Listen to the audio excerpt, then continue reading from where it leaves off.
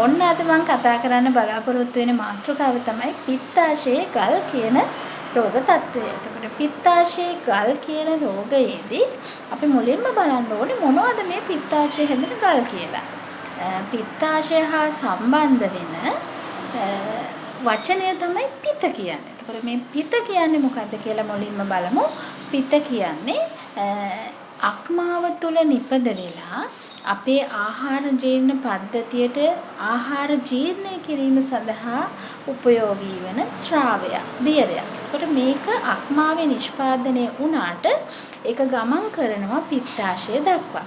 ගමන් කරලා පිත්තාශය තුල ගබඩා කර ගැනීමක් සිදු වෙනවා පිත්ත කියන ශ්‍රාවය. එතකොට මේ පිත්ත කියන ශ්‍රාවය අක්මාව මේ පිත්තාශය තුල ගබඩා වෙලා තියෙන කාල සීමාවෙදී පිත්ත ඝන වීමෙන් ඝන බවට අපි උදාහරණයක් විදිහට ගත්තොත් පැණි ද්‍රාවණයක් දිගට කාලයක් තිස්සේ තියෙනකොට ඝන වෙලා හකුරු බවට කැට බවට පත් වෙනවානේ සීනි බවට පත් වෙනවානේ මෙන්න මේ වගේ පිත්තාශය තුල මේ පිත්ත ගබඩා වෙලා තියෙද්දී පිතෙහි කොලෙස්ටරෝල් ගතිය වැඩි නම් සෙම ගතිය කප ගතිය වැඩි නම් එවැනි පුද්ගලයන්ගේ මෙම පිත ඝන භාවයට පත් වෙනවා. මේ ඝන භාවයට පත් වෙන පිත් කොටස් තමයි පිත්තාශයේ ගල් කියන රෝග තත්ත්වයට පත් වීමක් සිද්ධ වෙන්නේ. එතකොට මෙම රෝගයේදී ඇතිවන ප්‍රශ්න තමයි මේ පිත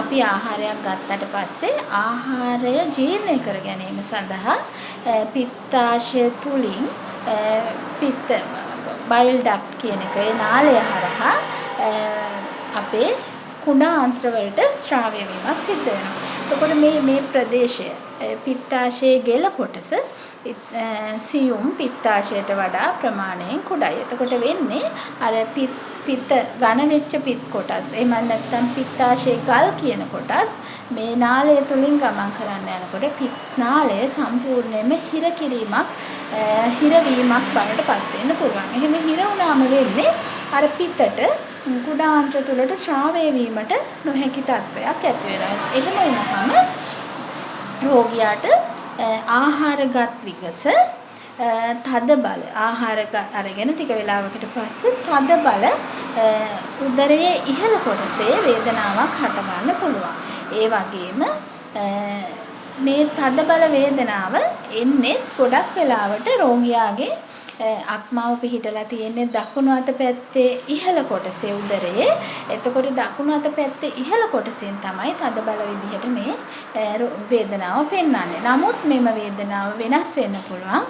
ගොඩක් වෙලාවට පපුව මැද හිර වෙන වේදනාවක් ඇක්කුමක් එන්න පුළුවන්. ඒ වෙලාවට මේක මිස් ඩයග්නෝස් කියන වැරදියට තේරුම් ගන්න පුළුවන් මේ රෝගියාට heart attack එකක් එනවා. එහෙම නැත්නම් හෘදය ආශ්‍රිතව හට ගන්නා වේදනාවක් කියලා. ඒ වගේම gastritis නිසා උදරයේ ඉහළ කොටසින් එන වේදනාවක් කියලා වැරදියට හඳුනා ගන්නත් පුළුවන්. ඉතින් සබාදහම අපිව මවද්දි හරි අපූර්ව නිර්මාණ තමයි කරලා තියෙන්නේ.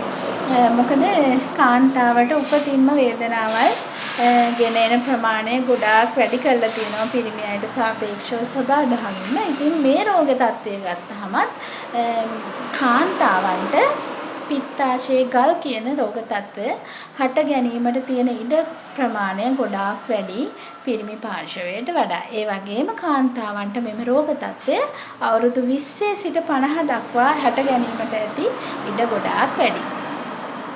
පිරිමි පාර්ශවයට හැදෙන්නේ නැතුවම නෙවෙයි හැදෙනවා. බොහෝ විට ඒක අවුරුදු 60න් පස්සේ හැදෙනවා කියලා තමයි වාර්තා වෙන්නේ. ඉතින් කාන්තාවන්ටම ගොඩක් වෙලාවට මෙම රෝගයට ගොදුරු වෙන්න තියෙන ඉඩ වැඩි. මොකද අපේ හෝමෝන්මය වෙනස්කම් ශරීරය තුළ කප එකතු වීම මේ වගේ තත්ත්වයන් නිසා. ඉතින් ඔබ ගොඩක් තරබාරු කෙනෙක් නම් ඔබේසිටි කියන මට්ටමේ ඉන්නවා නම් ගොඩක් මහතයි නම් එවැනි අයට පිත්තාශයේ ගල් හැදෙන්න තියෙන ඉඩ ගොඩක් වැඩි. ඒ වගේම කොලෙස්ටරෝල් රෝගීන්ටත් ඉතාම ඉක්මනින් පිත්තාශයේ ගල් කියන තත්ත්වය හට ගන්න පුළුවන්. ඉතින් ඔන්න ඔබ ගොඩක් පරිස්සම් වෙන්න ඕනේ මේ රෝගය හට ගැනීමේ අවදානමක් තියෙනවා. ඔබට කොලෙස්ටරෝල් තියෙනවා නම් සහ ඔබ අධික තරබාරු කෙනෙක් නම්. ඒ වගේම තමයි මේ රෝගයේදී සමහර වෙලාවට අපිට මේ රෝගය හටගෙන අපි මිය යන තෙක්ම පිත්තාශය ගල් එක්ක අපිට ජීවත් වෙන්න පුළුවන්. කිසිම වෙලාවක රෝගියා දැනගන්නෙත් නෑ එයාට එහෙම ලෙඩක් තියෙනවා කියලා. මොකද අර කොමන් බයිල් ඩක්ට් එක කියන ස්ථානය, ඒ කියන්නේ පිත්තාශයේ පිත් නාලිකාව, කුඩාන්ත්‍රයට පිත ගෙනියන නාලය අවහිර වීමක් වෙන්නේ නැතුව දිගටම පිත ගලාගෙන යාමේ හැකියාවක් තියෙනවා නම් එවැනි රෝගීන්ට කිසිම ගැටලුවක් නැතුව ඔවුන්ගේ වැඩ කටයුතු කරගෙන යන්නත් පුළුවන්. අහම්බෙන් ස්කෑන් පරීක්ෂණයක් කරලා ඒ වගේ දෙයක් තියෙනවා කියලා තහවුරු කරගත්තොත් නිසා රෝගියාට කිසිදු අපහසුතාවයක් ඇති වෙන්නේ නැහැ. නමුත් අර අවහිරතාවයක් වුණොත් එවැනි අවස්ථාවල රෝගීන්ට වෙන්න පුළුවන් බොහොම භයානක තත්ත්ව පවා තියෙනවා. එකක් තමයි මේ අවහිර වීමේදී පිත්ත ස්‍රාවය අඩු වීම නිසා පිත්ත ස්‍රාවය සම්පූර්ණයෙන් නතර වෙන නිසා ආහාර ජීර්ණය හරියට වෙන්නේ නැහැ. එවැනි රෝගීන්ගේ ඒ වගේම පිත්තාශය, එතනින් ගියාම අග්න්‍යාසය, ඒ වගේම අක්මාව කියන ඉන්ද්‍රියන් තුනම ආසාදනයට ලක් වෙන්න පුළුවන්. ඒ වගේම රුධිරයට ආසාදන ඇතුල් වීමෙන් සෙප්ටිසීමියා කියන රෝග තත්ත්වය ඇති වෙන්න පුළුවන්. මේවා ඇත්තටම ජීවිතේ නැති වෙන්න පුළුවන් තරමට දරුණු රෝග අවස්ථා. ඒ වගේම ජොන්ඩිස් කියන තත්ත්වය ඔයාලා අපි හැමෝම දන්නවා. කහ වුණ කිව්වොත් රෝගියාගේ ඇස් සහ සම අධිකව කහපාට වෙන ජොන්ඩිස් කියන රෝග තත්ත්වය. ඒකෙදි වෙන්නේ පිත්ත රුධිරය හා එකතු වෙලා ශරීරය පුරාම ව්‍යාප්ත වීමක් සිද්ධ වෙනවා. ඉතින් ඒ වගේම රෝගියාගේ මූත්‍රා අධික තද පාටකින්, ඒ කියන්නේ තේ කහට පාට වගේ පාටින් පිට වෙන්න පුළුවන්. ඒ වගේම මල පහ පේල් කලර් කියන්නේ සුදු පාටට හුරු, කහ පාට නෙමෙයි සුදු පාටට හුරු අව පැහැයකට මල පහ පිට වෙන්න පුළුවන්. ඉතින් මෙන්න මේ වගේ රෝග ලක්ෂණ එන්න පුළුවන්. රෝගියාට තද බල උණ හට ගන්න පුළුවන්. මේ ආමාශය මේ උදරයේ දකුණු පස ඉහළ කොටසට අමතරව මේකේ තවත් වේදනාවල් හට ගන්න පුළුවන් ස්ථාන තමයි අර රිෆර්ඩ් පේන් කියන ඒවා. උරහිස ආශ්‍රිතව වේදනාව හට ගන්න පුළුවන්. ඉතින් වැරදියට තේරුම් ගන්නවා මේක හන්දිය අමාරුවක් වෙන්න පුළුවන් කියලා. නමුත් ඒක අතන තියෙන රෝග තත්ත්වය නිසා ඇතිවෙන ස්නායු තෙරපීම නිසා හට ගන්නා වූ වෙනත් රෝග එම රෝගයේම රෝග ලක්ෂණයක් වෙන්න පුළුවන්. ඉතින් මේ වගේ රෝග ලක්ෂණ තියෙනවා නම් කෑම කාලා විනාඩි කිහිපයක් යනකොට තද බල වේදනාවක් එනවා නම් මේක බොහෝ විට පිත්තාශය ගල් කියන රෝග තත්ත්වය වෙන්න පුළුවන්. ස්කෑන් පරීක්ෂණයක් කරලා තහවුරු කරගන්න පුළුවන් රෝග තත්ත්වය. ඉතින් බටහිර වෙදකමට ගියොත් මේකේ තියෙන එකම ප්‍රතිකාරය තමයි ශල්‍ය කර්ම වලට රෝගියා භාජනය කිරීම, ලැපරොස්කෝපි එකක් හෝ එහෙම නැත්නම් සිස්ටෙක්ටොමි, මේ රෝගියාගේ පිත්තාශය ඉවත් කිරීම කොලිසිස්ටෙක්ටොමි කියනවා. ඒ වගේ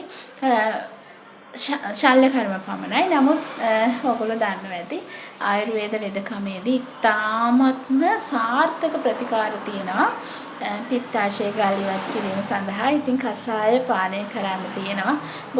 ගොඩක් වෙලාවට අපිට වමන කර්ම මගින් මෙම රෝගියාගේ පිත්තාශය ගල් ඉවත් කිරීම සිද්ධ කරන්න පුළුවන්. මේක ගල් දිය කරන්න අපි ඖෂධ භාවිතා කරලා රෝගියාගේ එහෙම පිත්තාශයේ තියෙන ගල් මල පහ මාර්ගයෙන් හෝ එහෙම නැත්නම් වමන කර්මය මගින් හෝ ශරීරයෙන් ඉවත් කිරීමක් සිද්ධ වෙනවා. ඉතින් ඉතාමත්ම වටිනා ප්‍රතිකාර ක්‍රම අපේ ආයුර්වේද වෙදකමේ තියෙද්දි තමයි රෝගීන් මෙවැනි රෝග නිසා සමහර වෙලාවට ශල්‍ය කර්ම වැරදීම් වලින් මිය යන අවස්ථාවල් පවා අපි දැකලා තියෙනවා. ඉතින් පිත්තාශය ගල් සහිත රෝගියෙක් නම් ආයුර්වේද ප්‍රතිකාර වලට යොමු වෙන්න ඉතාමත්ම ඉක්මනින් මෙම රෝගය සුවපත් කරගන්න පුළුවන් බව තරය මතක තියාගන්න.